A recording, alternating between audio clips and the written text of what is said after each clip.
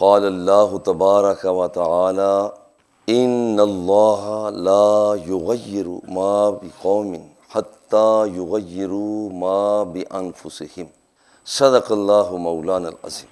آج کے درس قرآن و سنت کا عنوان بہتری جب مل جائے تو اس کی حفاظت کرو، مسند جب مل جائے تو اخلاص کے ساتھ پیش آؤ۔ جب مسند پر مقام پر دستیابی ہو جائے تو اس وقت بندے کے فرائض میں شامل ہے اب اس کی حفاظت کرے، خواہ وہ مسند مادی دنیا کی ہے، حق حلال کی کمائی ہے، مل گئی ہے، اس کو برقرار رکھا جائے۔ روحانی بالیدگی، روحانی شائستگی ہے، اب اس کی حفاظت کی جائے۔ یہ پہلے سے بھی زیادہ ذمہ داری ہو جاتی ہے۔ ان اللہ لا یغیر ما بقوم حتی یغیروا ما بانفسہم۔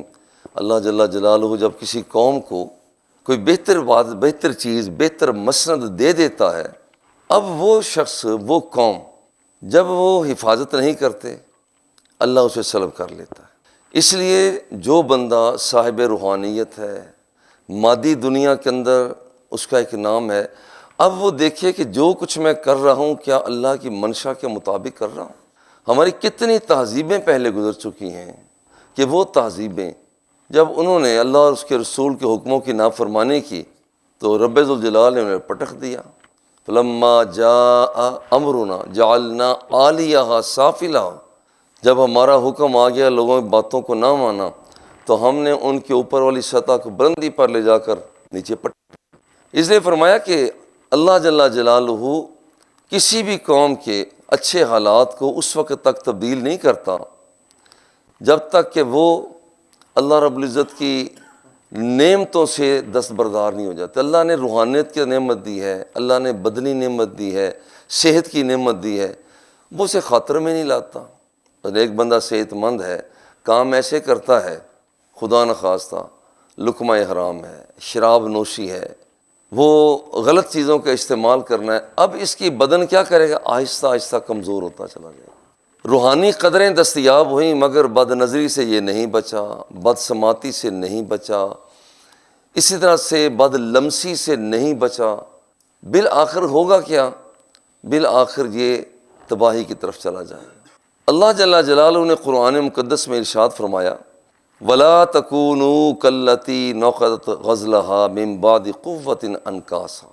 اصل میں اس قرآن مقدس کے حصے کے جو بیک گراؤنڈ ہے وہ یہ کہ مکہ مکرمہ میں ایک خاتون تھی ریتا بنت سعد، اسے کوئی وہم کا مرض تھا، وہ دن بھر سوت کاٹتی، امیر کبیر عورت تھی، جو اس کی ساتھی عورتیں ہوتی انہیں بھی کہتے سوت کاٹو، چرخے لگے ہوتے، سوت کاٹتا جا رہا ہے، کاٹتے کاٹتے جب یہی صورتحال ہوتی کہ دوپہر کا وقت ہو جاتا، اب اسے وہ وہم لاحق ہو جاتا، کتنی محنت کی ہوتی، محنت کر کر کے جب دوپہر کا وقت ہوتا یا پھر تھوڑا سا ڈھل جاتا یا شام کا وقت ہوتا، جو کچھ اس نے، اس کی سہیلیوں نے جو کچھ بھی کاٹا ہوتا تھا وہ یہ سارے کے سارا ضائع کر دیتی تھی۔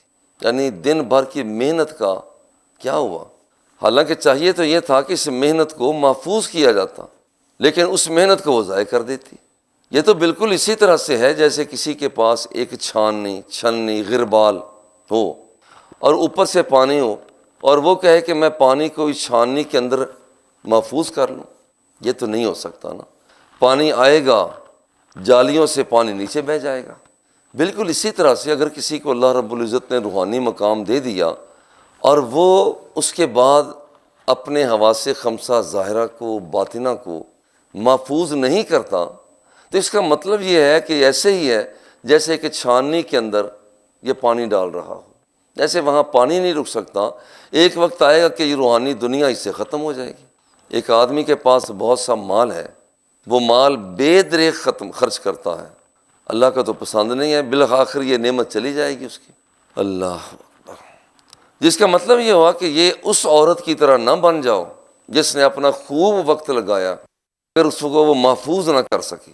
اللہ جل جلالہ نے ایک اور مقام پر فرمایا وَلَا يَكُونُوا كَالَّذِينَ أُوتُوا الْكِتَابَ مِن قَبْلُ فَطَالَ عَلَيْهِمُ الْأَمَدُ فَقَسَتْ قُلُوبُهُمْ بنی اسرائیل کو بڑا مقام ملا تھا اپنے وقت کے، یہ تو بہت بڑے شاہکار تھے، علمی شاہکار ان کے پاس، دنیا کی مسندیں ان کے پاس، روحانی قدروں کے یہ مالک، مگر انہوں نے جیسے جیسے وحی الہی کا دورانیہ وقت گزرتا چلا گیا، مرکز سے یہ دور ہوتے چلے گئے، ویسے ویسے انہوں نے اپنے آپ کو کمزور کر دیا۔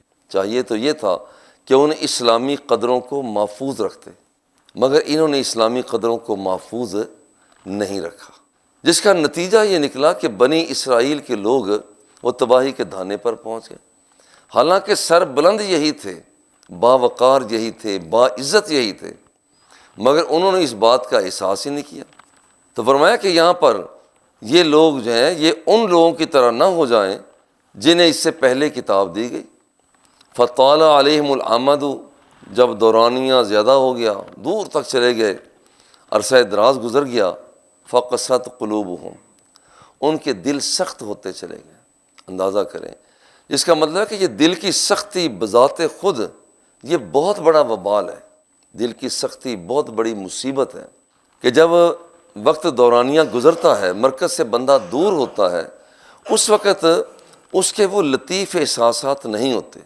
جیسا کہ چند صحابہ نے حضور علیہ الصلاۃ والتسلیم سے عرض کیا، حضور جب تک ہم آپ کے پاس بیٹھے ہوتے ہیں ہمارے دل کی کیفیتیں اور ہوتی ہیں، اور جیسے ہی ہم یہاں سے اٹھ کر جاتے ہیں تو دنیا کے کتنے مسائل معاملات ہیں اس میں ہم کھو جاتے ہیں۔ حضور نے فرمایا کہ اللہ جل جلالہ اگر تمہاری یہی حالت ہر وقت رکھتا تو آسمانوں سے فرشتے نازل نہ ہوتے۔ یعنی اس کی کچھ منشا یہی ہے کہ میرے بندے اپنے جز وقتی طور پر یہاں پر اس دھیان کے اس مقام تک پہنچ جائیں۔ ان الذین قالوا ربنا اللہ ثم استقاموا تتنزل علیہم الملائکہ، جن لوگوں نے کہہ دیا کہ ہمارا رب اللہ ہے۔ اس کہنے کا مطلب کیا ہے؟ صرف زبانی کلامی نہیں، عملی قدروں کو اختیار کیا کہ جو اللہ اور اس کے رسول تک پہنچاتی ہیں۔ جن لوگوں نے کہہ دیا کہ ہمارا رب اللہ ہے، پھر اس پر وہ ڈٹ گئے، استقامت اختیار کی، تتنزل علیہم الملائکہ، ان پر فرشتے نازل ہوا کرتے ہیں، اللہ کی رحمتیں برکتیں نازل ہوا کرتی ہیں۔ اور یہ لوگ جو اکٹھے ہو کر بیٹھ جاتے ہیں، ذکر الہی سے اپنے آپ کو مرصع کر لیا کرتے ہیں، ان پر اللہ جل جلالہ فرشتوں کو نازل کر دیتا ہے۔ لا یقعد قوم یذکرون اللہ الا حفتہم الملائکہ وغشیتہم الرحمہ ونزلت علیہم السکینہ وذکرہم اللہ فی من عندہ۔ اللہ کی ذات کا فضل ہے کہ ہم مل کر بیٹھے ہوئے ہیں تو یہ چار کرم رب ذوالجلال کے چھم چھم برستے ہیں۔ جو لوگ اکٹھے ہو جاتے ہیں، ذکر الہی کرتے ہیں، پھر ان پر فرشتے نازل ہوتے ہیں، دلوں کو اطمینان ہو جاتا ہے، رب ذوالجلال ان پر رحمتیں نازل کرتا ہے۔